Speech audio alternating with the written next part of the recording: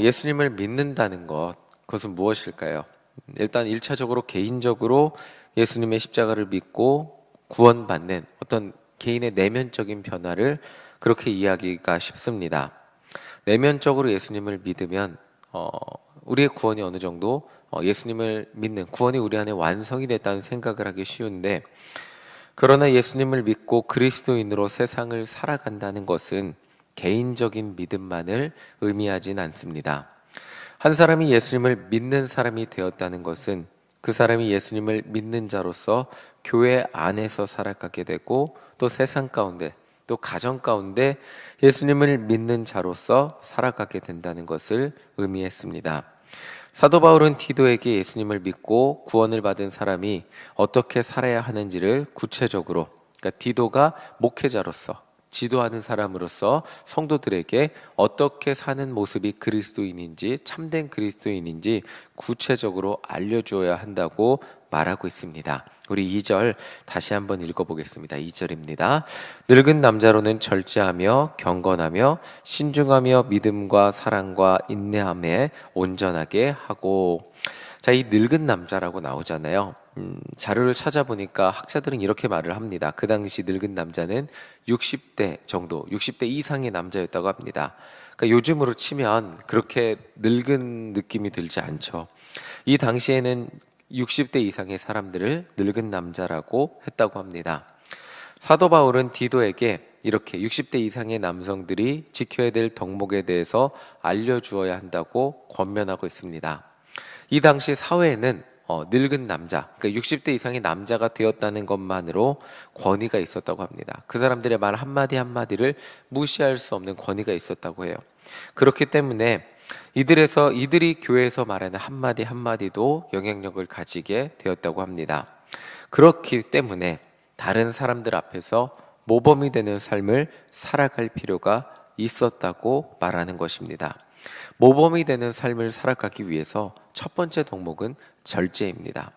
그리고 누가 봐도 경건한 삶을, 절제함으로 경건한 삶을 살아야 됐죠. 그리고 신중해야 하고 믿음과 사랑과 인내함으로 온전하게 살아야 했습니다. 중요한 것은 젊은 세대에게 모범이 되는 삶을 살아야 했다는 것입니다. 오늘날로 치면 롤모델이라고 하죠. 젊은 세대가 보고 닮을 수 있는 멋진 어른이라고 표현하고 싶습니다. 이 늙은 남자라고 표현하니까 뭔가 좀 그렇게 들릴 수 있지만 젊은 세대가 보고 닮을 수 있는 멋진 어른이 되라는 말이기도 합니다. 언제나 신중하고 말 한마디 한마디가 하나님 사랑 안에서 신중하고 믿음과 사랑과 인내함으로 온전한 모습으로 정말 젊은 세대가 보고 저분을 닮고 싶다라고 생각하는 멋진 어른이 되라는 말이기도 하였습니다. 이제 3절을 함께 보겠습니다. 3절입니다. 함께 읽겠습니다. 늙은 여자로는 이와 같이 행실이 거룩하며 모함하지 말며 많은 수레종이 되지 아니하며 선한 것을 가르치는 자들이 되고. 늙은 여자도 역시 60대 이상의 여자였다고 합니다. 오늘날로 치면 60대면 굉장히 60대 이상의 우리 권사님들 굉장히 젊은 느낌이 드는데 60대 이상의 여자도 다른 이들의 모범이 되기 위해서 행실이 거룩하여야 한다고 말하고 있습니다. 어제도 디도서를 말씀드리며 이렇게 말씀드렸는데 지금 여기 권면하는 내용이 있다는 것은, 특별히 부정적인 내용이 있다는 것은 교회 안에서 또 그리스도인들이 이 부정적인 어떤 이런 삶의 모습들을 보여준 그런 사례들이 있기 때문에 구체적인 이런 사례들이 기록되었을 확률이 상당히 높다는 것입니다. 이 당시 사회 속에서 이 연령대의 사람들이 이런 특징들이 있었기 때문에 이렇게 권면했다고 생각하시면 이해하기 쉽습니다. 3절을 보시면 굉장히 이런 특징들이 나와요. 이와 같이 행실이 거룩해야 된다고 말을 하는데 그 다음에 말이 남자들에게 이 말을 해야 될 것 같은데 여자들에게 말하고 있습니다. 많은 수레종이 되지 말아야 한다고 권면하고 있습니다.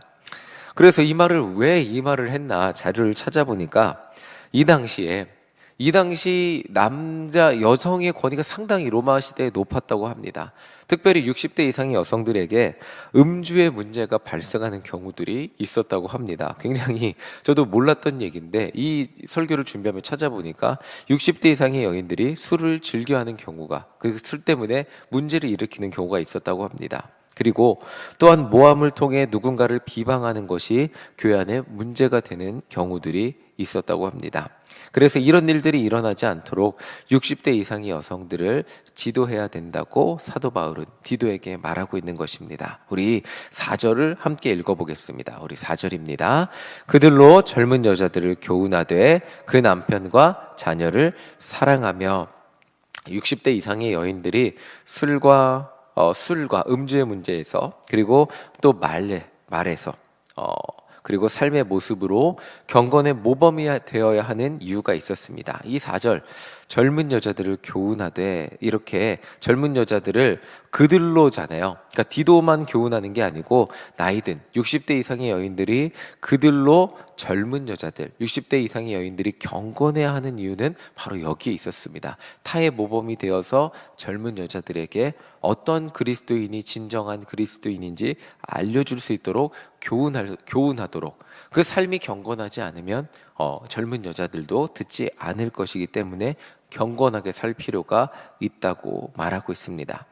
이 4절에 보면 중요한 것은 이 당시 로마 사회가 남자와 여자의 권위가 특별히 여자가 굉장히 어느 정도 가정을 챙기지 않아도 되는 그런 문제들이 있었다고 합니다. 그래서 그리스도인이라면 젊은 여자들을 교훈하되 첫 번째가 그거예요. 남편과 자녀를 사랑하는 여인이 되도록 교훈하라는 거예요.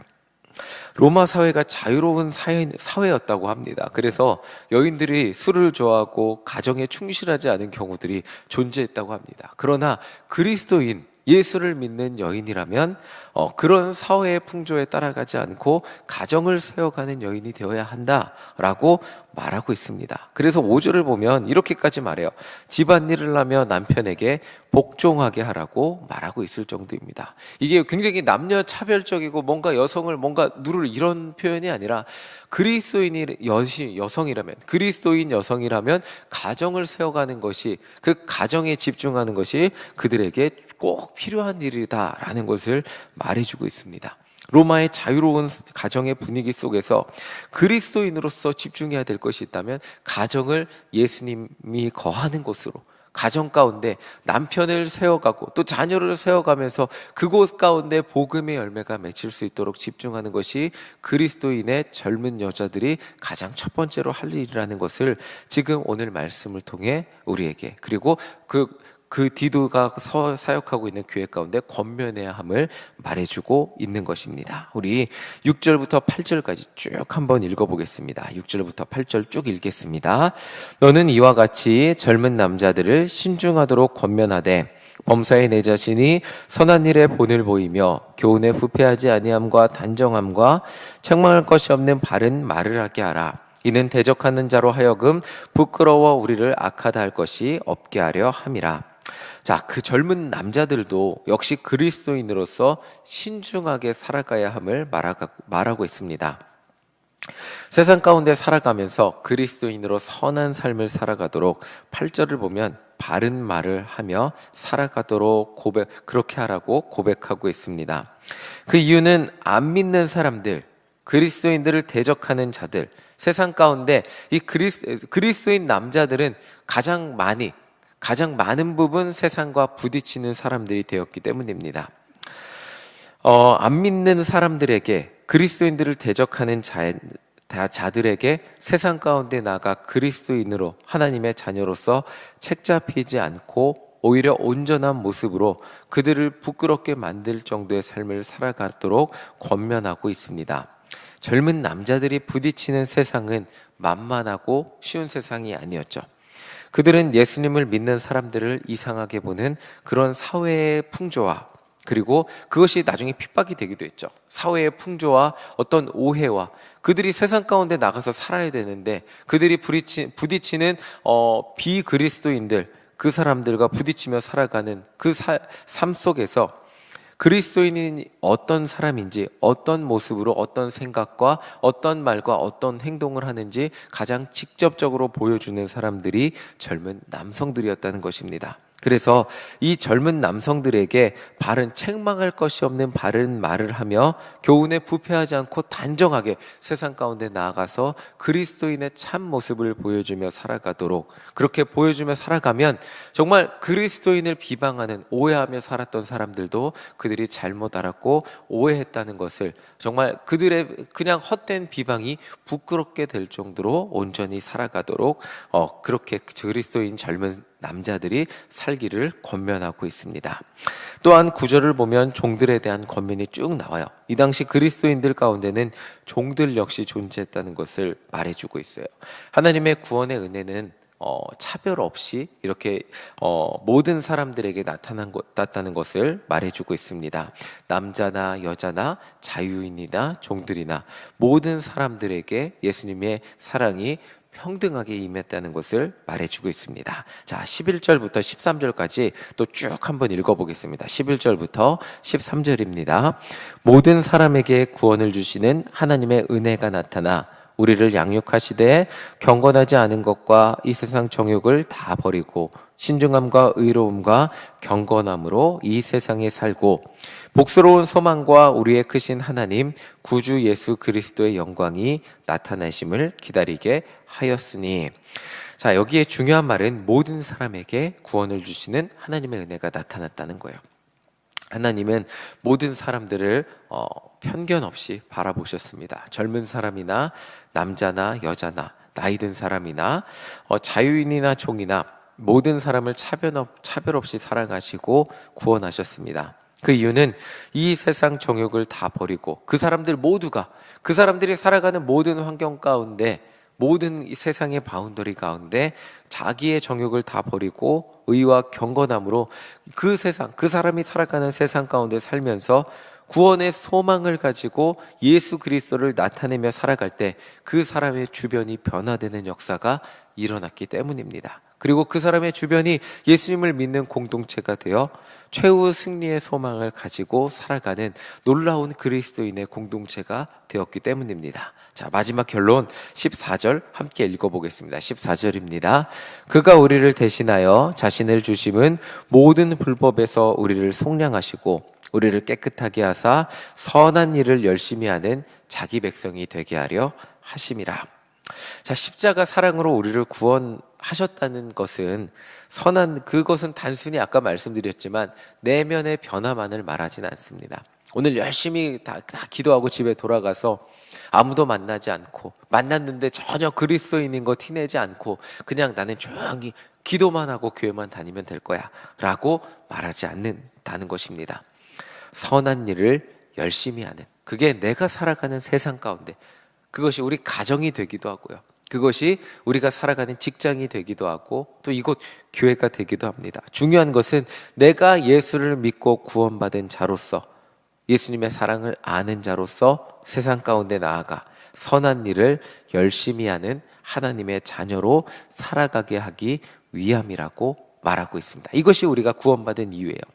이처럼 그리스도인은 내면만 변화되는 사람이 아니에요. 개인의 체험과 구원만 강조하는, 뭔가 개인의 그런 영적인 체험과 구원만 강조하는 그런 종교도 아니에요. 내가 예수님을 믿고 구원자로 내가 예수님을 영접했다는 것은, 내 모든 죄가 용서받았다는 것은, 내가 그렇게 용서받았듯이 다른 누구를 용서할 수 있는 사람이 되고, 내가 변화된 모습이 되었다는 것은 그 변화된 모습으로 세상을 변화시키며 살아가는 의무가, 이거는 그냥 우리의 선택이 아닌 하나님이 우리에게 주신 사명과 의무가 되었다는 것입니다. 이게 하면 좋고 안 되면 많은 그런 것들이 아닙니다. 구원받은 하나님의 백성의 사명이라는 것입니다. 아니, 이렇게 말하면 더 좋을 것 같습니다. 억지로 하는 것이 아닌 예수님을 믿고 변화된 그리스도인의 당연한 삶의 열매라는 것입니다. 그냥 그렇게 사는 거예요. 변화된 삶으로 구원받은 자로 살다 보니까 우리 삶에 그렇게 열매가 맺히게 되는 거죠. 아름다운 입술의 열매도 맺히고요, 아름다운 행함의 열매도 맺히고요, 그를 통해 우리 주변의 구원의 열매도 맺히게 된다는 것입니다. 오늘 말씀을 통해 우리도 이렇게 변화된 모습으로 우리의 가정을 변화시키는 우리 모두가 되시기를 간절히 소망합니다. 가정만이 아니라 내가 살아가는 내 주변의 사람들을 변화시키는 우리 모두가 되시기를 간절히 소망합니다. 또한 교회 안에서 우리가 정말 다른 사람들의 모범이 되어 롤 모델이 되어 우리를 닮아가며 누군가는 우리를 바라보고 있어요. 우리를 바라보는 사람들, 그 사람들에게 선한 영향을 끼쳐가는 놀라운 하나님의 지도자, 그리고 놀라운 하나님의 선구자, 먼저 그 길을 걸어간 그 선배 역할을 온전히 감당하는 우리 모두가 되시기를 간절히 소망합니다. 우리를 통하여 정말 하나님의 아름다운 그 예수님의 아름다운 사랑이 세상 가운데 또 우리의 다음을 이어가는 누군가에게 흘러가는 그런 멋진 그리스도인이 되시기를 간절히 소망합니다. 아멘.